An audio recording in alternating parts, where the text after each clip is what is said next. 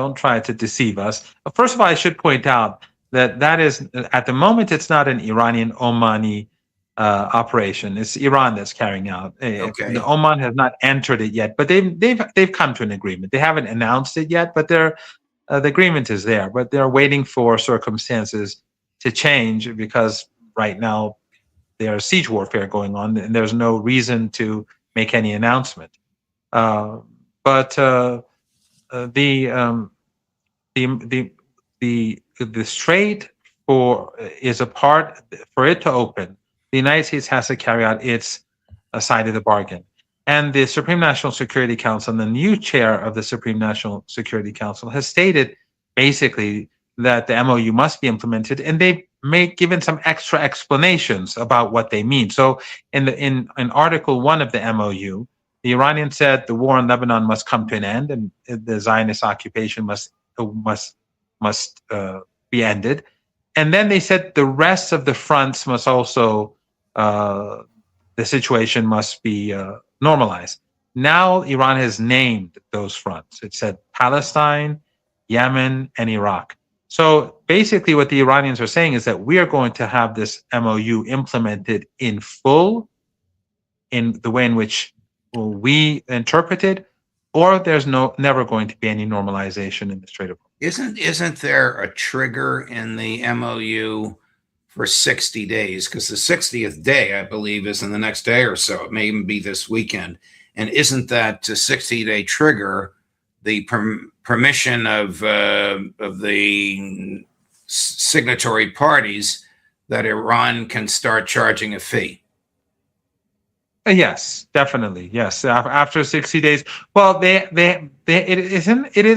isn't said specifically, but in Article 5, it implies that, because it says that Iran and Oman will discuss how to manage the strait in future. But Iran said that after 60 days, they're going to take fees. Now, whether Iran does that at this stage or not, I don't know, because for the most part, it is closed. It's not completely closed. Iranians do let a handful of ships go out that belong to countries friendly to Iran, but not Saudi Arabia and the Emirates and the others which are hosting U.S. forces, which, as I said, U.S. forces are prepared for an assault. Now, whether they carry out that assault or not, we don't know.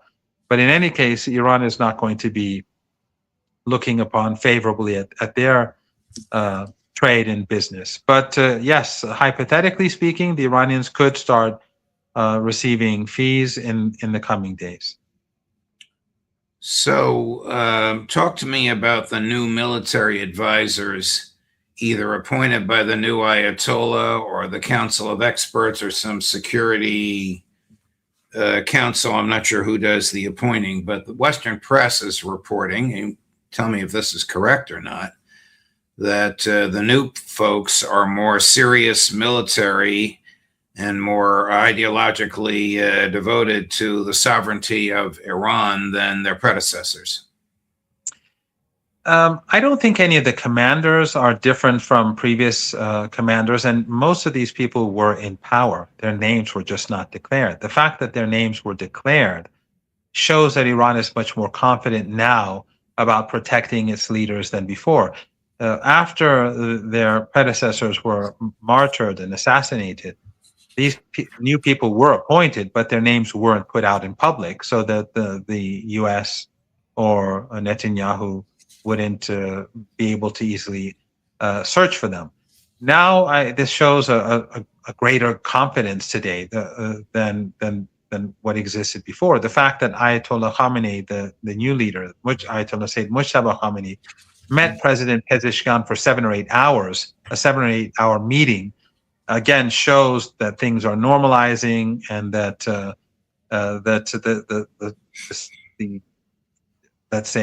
the dangers that existed in the previous months are no longer as great today as they were before. But what has changed is the chair of the Supreme National Security Council, and he, I think, is going to be significantly more assertive than the previous chair. Is that General Razai? Yes, that's General Mohsen Rezai, Major General Mohsen Rezai. He was the commander of the guards throughout the war where Saddam Hussein invaded Iran. and he led the guards for I think 16 years, and he's had senior positions in government during these years. He was also the economic. He has a PhD in economics, I think, and he was the economic deputy of former President Raisi. So, but also, not only is he more assertive as his speeches and his interviews and his written statements clearly show than the previous chair, but he's also a much more powerful figure. He's a known entity. He the other command, he was basically during the war maybe the third or fourth most important person in the country because he was leading the war effort alongside the regular army. So he has a lot of authority. His words carry more weight than the previous chair. And as I said, he's more assertive. So I think that sends a very strong message to the Americans, to Netanyahu, and to those countries in the region that are assisting the United States. Here's Foreign Minister Arachi earlier this week. Chris, cut number 7. And well, our brave armed forces, who truly sacrificed everything they had, managed to render the world's largest and most formidable army completely helpless and ultimately defeated it. And please understand, this is not just some empty slogan at all. It is a profound reality that the entire world is now openly admitting to and acknowledging with great respect. That in the recent war, it was the Islamic Republic of Iran that proved itself to the world. And it clearly showed us that it is truly a remarkably tough, resilient, and completely invincible power. I have heard this many times from foreign ministers of other countries, from officials of other countries, that you Iranians have created a wonder, the exact same phrase. You have astonished the whole world. I think that view is accepted universally everywhere except in the White House and in Tel Aviv. Who knows? They may even accept it there, but they can't admit it. I think that the White House knew in Turkey there was no threat against Trump, but they allowed him to be humiliated. I just can't see it being any other way. And I think they definitely knew. I don't think they're that naive. But again, the influence of the Zionist lobby, the Israeli regime, is still very enormous. And I think that the Zionists in general are becoming increasingly irrational and foolish. And they are their own worst enemies because they are pushing the United States and the Israeli regime in a direction which is not only creating revulsion across the world, but we're seeing it happen in the United States itself. So there's no doubt that across the world, people were utterly stunned that Iran defeated the combined forces of the United States, the Israeli regime, and the countries in the region which assisted in this war, not only by providing military bases, but countries in the Persian Gulf region, like Saudi Arabia, like the Emirates, like Qatar, and probably Kuwait. But these three I know for sure, that and probably the others too. They funded the war. The United States doesn't rent these bases, and it doesn't even pay for its expenses in these bases. The host countries pay for the expenses, and during war, the expenses went through the roof. I know for a fact that Qatar was having problems funding the U.S. War effort and its activities in Qatar during the 40-day war. So, this was my friends and colleagues and across the world who've been in communication with me. They all, even friends of Iran, they all thought Iran was going to fall. And then after a couple of weeks, they're just hoping Iran would survive. But now across the world, some people have this expectation that the Iranians will take over, bring down the empire by itself. But in any case, yes, I think that Iran's status has changed enormously. And people are seeing through the propaganda. I have so many people contacting me from the United States, people I've never met before. And their views on Iran are, they see right through the propaganda.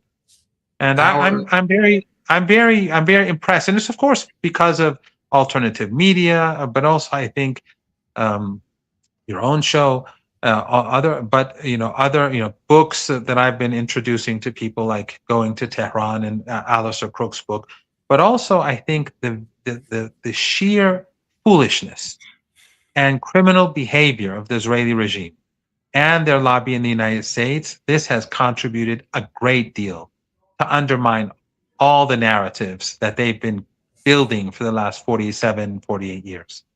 Our mutual friend, Ray McGovern, who has retired from the show, but from whom we happily hear from time to time, still warns of a false flag, meaning the Israelis would attack an American person or facility and make it look as if it were the Iranians. Do you know if we've come close to that? Well, you have people who would know better, but Judge, after 9/11, I was one of those people I would just try to stay away from anyone who would say that 9/11 was more than just these Al Qaeda operatives. And for years, and I think I probably didn't treat some people properly because of that. But then I watched Tucker Carlson's documentary, and I think it's clear that there were Israelis involved in this, and so why I think it could happen again. Although I'm not sure it would have the impact anymore, because people's views have shifted so much that if there is a false flag operation, I think a lot of people, the first thing that they would say is that this is a false flag operation. So I'm not sure if it would have the sort of impact anywhere near this impact on that what we saw on 9/11. Wow. So the day after she flew in the decoy Air Force One, the Carolyn Leavitt, the press secretary, quit. Coincidence, timing, who knows? Well, Judge, if you were the president of the United States and they told you that there is possibly there's going to be an assassination plot against you, and we're going to take you off this plane, and then we're going to take you somewhere else, and then this plane with all these people are going to take off without you, would you accept that? No other president has. When this happened to George W. Bush and Bill Clinton, they provided information as they understood it and a secure off-ramp for everybody else on the plane. When we were on our way back from Islamabad during the negotiations, right? The Washington Post, when we were there, put out an opinion piece that the negotiators should be assassinated. And there was a strong belief that our plane would possibly be shot down on the way back.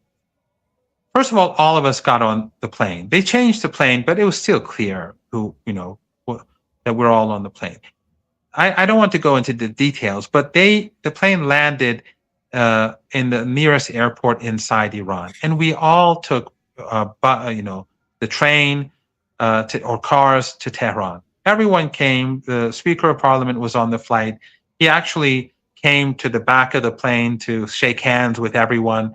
We had a lot of journalists, young female journalists were among us. We all flew back together.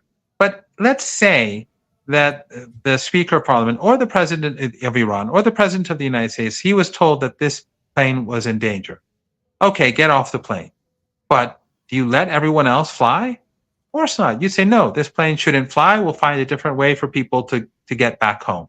But you don't use people, especially people who cover you, as decoys, threaten the lives of a couple of hundred people. It's the same people who, when Trump was allegedly assassinated, I don't even know if that's true anymore.